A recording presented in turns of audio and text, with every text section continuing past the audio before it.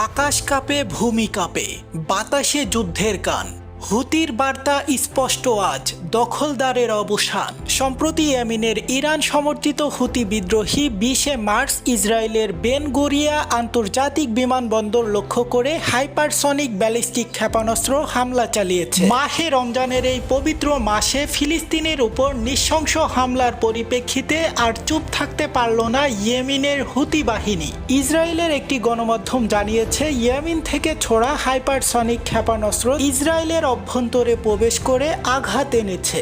এই হামলার সময় মধ্য ইসরায়েল জুড়ে সতর্ক সংকেত বেজে ওঠে এবং লাখো মানুষকে বাংকারে পাঠানো হয়। ইউরোপ থেকে আসা 4টি বিমানকে জরুরি ভিত্তিতে অপেক্ষার জন্য নির্দেশ দেওয়া হয় এবং বিমানবন্দরের আশেপাশে না আসার জন্য সতর্কতা জারি করা হয়। গাজা উপত্যকায় ইসরায়েলি বাহিনীর সামরিক অভিযান পুনরায় শুরু হওয়ার পর হুতি বিদ্রোহীরা তাদের আক্রমণ আরও তীব্র করার প্রতিশ্রুতি দিয়েছে। এই হামলার ফলে ইসরায়েল দখলকৃত ভূখণ্ডের অর্ধেক এলাকায় লকডাউন কার্যকর করতে বাধ্য হয়েছে। ইসরায়েলি সংবাদ মাধ্যম এই ঘটনাকে প্রতিরক্ষা ব্যবস্থার ব্যর্থতা হিসাবে দেখছে। সো হে বন্ধুরা, তোমরা দেখছো এইসে গ্লোবাল নিউজ, সাথে আছে আমি হুসাইন আহমেদ। সকল আপডেট সবার আগে পেতে আমাদের সাথেই থাকো। সকলকে অনেক অনেক ধন্যবাদ।